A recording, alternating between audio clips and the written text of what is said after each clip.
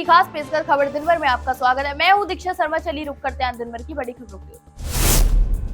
राजस्थान की राजनीति में एक बार फिर से तीखा सियासी विवाद खड़ा हो गया है, जिसमें पूर्व मंत्री और कांग्रेस नेता अशोक चांदना ने बीजेपी के विधायक बाल मुकुंद आचार्य पर बिना नाम लिए सीधा हमला बोला है। दरअसल हिंडौली में रविवार को आयोजित एक सार्वजनिक कार्यक्रम में चांदना ने विधायक को चवन्ना आदमी कहकर संबोधित किया और उन पर समाज में नफरत फैलाने का भी आरोप लगाया। कार्यक्रम के दौरान दिए गए अपने बयान का वीडियो चांदना ने एक्स अकाउंट पर भी साझा किया, जिसमें उन्होंने लिखा कि हमने गुलामी की जंजीरें भी मिलकर तोड़ी थी, अब नफरत की दीवार भी साथ मिलकर गिराएंगे। इतना ही नहीं, वीडियो में अशोक चांदना कहते हैं कि एक बीजेपी के विधायक है, वो चवन्ना आदमी मस्जिद के बाहर जाकर नारे लगाने लग गया। आप क्या दंगे करना चाहते हैं? आप क्या लोगों को आपस में लड़वाना चाहते हैं ताकि दंगों की आग लगे और आप राजनीतिक रोटियां सेक सके? उन्होंने यह भी कहा कि इस तरह की घटनाओं से आम जनता का नुकसान होता है, न कि नेताओं का। जब आग लगेगी तो किसी गरीब का ठेला जलेगा, किसी की सब्जी की दुकान भी जलेगी, किसी का घर जल जाएगा, तो उसका जिम्मेदार कौन होगा? उन्होंने युवाओं से भी अपील की कि वे नफरत की राजनीति का हिस्सा ना बने। देवली उनियारा विधानसभा उपचुनाव के दौरान टोंक जिले के समराप्ता गांव में मतदान बहिष्कार के समर्थन में धरने पर बैठे निर्दलीय प्रत्याशी नरेश मीणा पर एसडीएम को थप्पड़ मारने और आगजनी, पुलिस हिरासत से भागने जैसे गंभीर आरोप लगे हैं। इन मामलों में उन्हें गिरफ्तार कर टोंक जेल भी भेजा गया था, जहां उन्होंने अपनी जान को खतरा बताते हुए सुरक्षा की मांग की। इतना ही नहीं, नरेश मीणा को कोर्ट टोंक में पेश किया गया, लेकिन उन्हें न्यायाधीश के पदभार ग्रहण नहीं करने के कारण चार्ज बहस नहीं हो सकी। कोर्ट ने इस मामले की सुनवाई 9 मई को निर्धारित की। इससे पहले भी 28 अप्रैल को चार्ज बहस होनी थी, लेकिन नए न्यायाधीश के नहीं होने के कारण वह भी टल गई। बता दें कि नरेश मीणा के समर्थकों ने मुख्यमंत्री से उनकी रिहाई का वादा निभाने की मांग भी की। उन्होंने चेतावनी दी कि यदि 15 मई तक नरेश मीणा की रिहाई नहीं होती है तो वे जयपुर में अनशन भी करेंगे। इसके अलावा नरेश मीणा ने भी जेल के नंगे पैर रहने की भी बात की। इतना ही नहीं, यह मामला अब राजनीतिक तूल पकड़ता जा रहा है। साथ ही इस मामले पर कई दल के नेताओं की भी प्रतिक्रिया सामने आ रही है।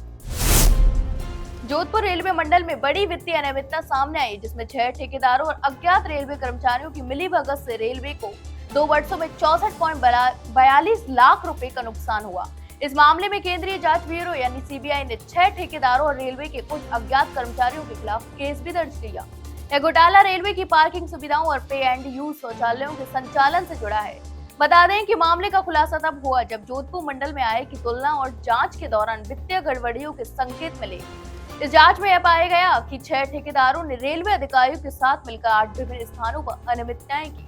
ठेकेदारों ने लाइसेंस शुल्क और अन्य देय राशियां समय पर जमा नहीं की, बल्कि फर्जीवाड़ा कर रेलवे को करोड़ों की चपत भी लगा दी। रेलवे की ओर से वरिष्ठ मंडल वाणिज्यक प्रबंधक विकास खेड़ा ने शिकायत भी दर्ज करवाई।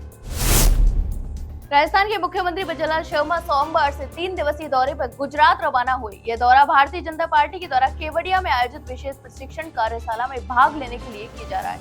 इस वर्कशॉप में भाजपा के सांसदों और विधायकों को संगठनात्मक कार्य प्रणाली, चुनावी रणनीति और संसदीय प्रक्रियाओं की ट्रेनिंग दी जाएगी। इस कार्यशाला का मुख्य फोकस सशक्त संगठन विजयी भारत की थीम पर आधारित है। इस दौरान प्रधानमंत्री नरेंद्र मोदी का वर्चुअल संबोधन भी प्रस्तावित है। इसके साथ ही भाजपा के राष्ट्रीय अध्यक्ष जेपी नड्डा और गृह मंत्री अमित शाह भी इसमें हिस्सा लेंगे। यह शिविर पार्टी के नवनिर्वाचित सांसद और विधायकों को आगामी चुनावों की रणनीति में दक्ष बनाने की दिशा में एक महत्वपूर्ण पहल मानी जा रही है।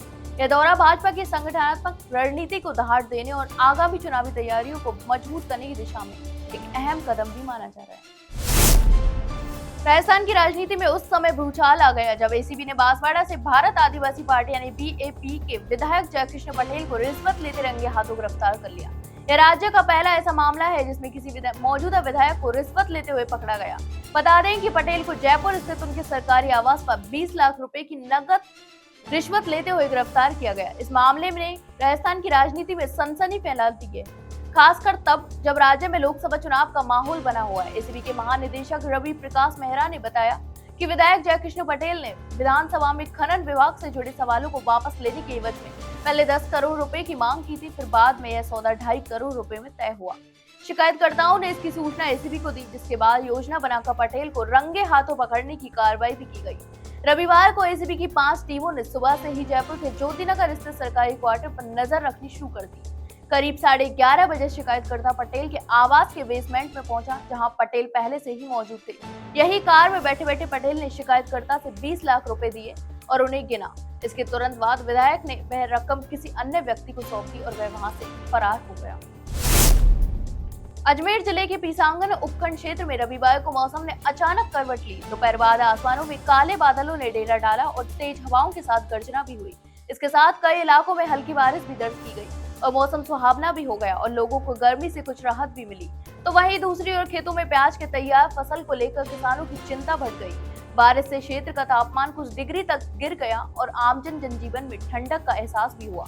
बच्चे व युवाओं से लेकर मौसम का आनंद लेते नजर आए, लेकिन खेतों में जिन किसानों ने प्याज की खुदाई कर उसे खलिहान में खुले में रखा था, उनके चेहरों पर चिंता की लकीरें खिंच गईं। किसानों का कहना है कि बारिशों की बौछार से प्याज की गुणवत्ता पर असर पड़ सकता है, जिससे बाजार में उसकी कीमत कम हो सकती है और आर्थिक नुकसान भी झेलना पड़ सकता है। राजस्थान में सोमवार सुबह से तूफानी बारिश का दौर शुरू हो गया, जो अब भी जारी है। तेज हवाओं की रफ्तार 40 से 60 किलोमीटर प्रति घंटे तक पहुंच रही है, जिससे कई स्थानों पर पेड़ भी गिर गए और ट्रांसफर गिरने के कारण कई गांवों और इलाकों की बिजली भी चली गई है। इस वजह से सड़कों पर अंधेरा भी छाया हुआ है और वाहन चालकों को काफी कठिनाइयों का सामना भी करना पड़ रहा है। मौसम विभाग ने राज्य के 14 जिलों के लिए ऑरेंज और येलो अलर्ट भी जारी किया है। इसके साथ ही इन जिलों के लिए सुरक्षित रहने की भी सलाह दी गई है। मौसम विभाग के अनुसार पश्चिमी विक्षोभ के कारण हो रही इस तूफानी बारिश ने राजस्थान के कुछ हिस्सों में गर्मी से राहत भी मिल रही, तो वहीं तापमान में 2 से 7 डिग्री सेल्सियस तक की भी गिरावट देखने को मिल सकती है। उदाहरण के तौर पर सीकर में शनिवार से रविवार शाम तक 20 मिलीमीटर बारिश दर्ज की गई, तो वहीं जबकि चित्तौड़गढ़ में रविवार को अधिकतम तापमान 39.7 डिग्री सेल्सियस रहा। कांग्रेस के राष्ट्रीय महासचिव सचिन पायलट इन दिनों उदयपुर प्रवास पर हैं। इस दौरान उन्होंने पूर्व सांसद रघुवीर मीणा के निवास पर जाकर उनसे मुलाकात भी की। पायलट का उदयपुर में कांग्रेस पदाधिकारियों और कार्यकर्ताओं ने गर्मजोशी से स्वागत किया। इस मुलाकात के दौरान पायलट ने कई अहम मुद्दों पर अपने विचार भी व्यक्त किए। इतना ही नहीं, पायलट ने जम्मू कश्मीर के पहलगाम में हुए आतंकी हमले की कड़ी निंदा भी की और कहा कि इस तरह की घटनाएं देश की सुरक्षा और एकता के लिए खतरा है। उन्होंने यह भी कहा कि कांग्रेस पार्टी हमेशा से ही आतंकवाद के खिलाफ रही और भविष्य में इस मुद्दे पर कड़ी कार्रवाई जारी रहेगी। पायलट ने आतंकवाद को मानवता के खिलाफ एक बड़ा अपराध भी बताया और कहा कि देश में शांति और सुरक्षा बनाए रखना हर नागरिक की जिम्मेदारी है। इसके अलावा जातिगत जनगणना के मुद्दे पर पायलट ने कांग्रेस पार्टी की स्थिति स्पष्ट भी की और कहा कि कांग्रेस पार्टी समाज के सभी वर्गों के हितों में काम करती नजर आ रही है और आगे भी करती रहेगी।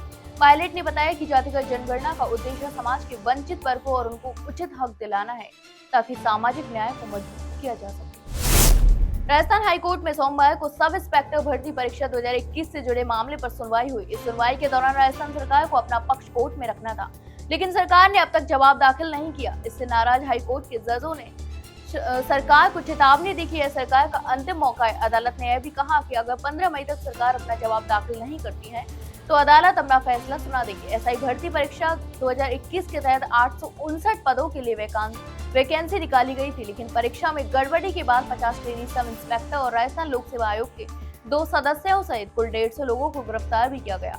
एटीएस और एसओजी के एडीजी वीके सिंह ने बताया कि मुख्यमंत्री बिजयलाल शर्मा के निर्देश पर एसआईटी गठित की गई थी, जिसके बाद 46 पब्लिक सर्वेंट्स को सेवा से बर्खास्त भी किया जा चुका था, जिसमें 45 ट्रेनी सब इंस्पेक्टर भी शामिल थे। इस मामले में असमंजस बना हुआ है कि एसआई भर्ती परीक्षा को रद्द किया जाए या नहीं। पुलिस मुख्यालय और राज्य सरकार के एडवोकेट जनरल भी इस परीक्षा को रद्द करने की सिफारिश कर चुके हैं। लाडनू उपखंड के ग्राम निम्बी जोधा में रविवार दोपहर एक बड़ा अव्यवस्थाजनक घटनाक्रम सामने आया, जब गांव में दोपहर करीब 2 बजे एक विद्युत पोल टूट गया। इस पोल के टूटने से करीब 100 घरों में बिजली आपूर्ति पूरी तरह से बाधित हो गई। स्थानीय लोगों ने तुरंत विद्युत विभाग को इसकी सूचना दी, लेकिन विभाग की ओर से समय पर कोई कार्रवाई नहीं की गई, जिससे ग्रामीणों में गहरा आक्रोश फैला हुआ है। इस जानकारी के अनुसार विद्युत पोल टूटने की सूचना विभाग को दोपहर 3 बजे दे दी गई थी। इसके बाद निम्बी जोधा थाना अधिकारी रामेश्वर लाल ने भी शाम को विभागीय अधिकारियों से फोन पर बातचीत कर तत्काल पोल बदलने की अपील भी की। इसके बावजूद रात 10 बजे तक कोई कर्मचारी मौके पर नहीं पहुंचे, जिससे ग्रामीणों की परेशानी और नाराजगी दोनों बढ़ती चली गई। तो ये थी दिन भर की तमाम बड़ी खबरें। कल फिर आपके साथ रूबरू होंगे, तब तक के लिए नमस्कार।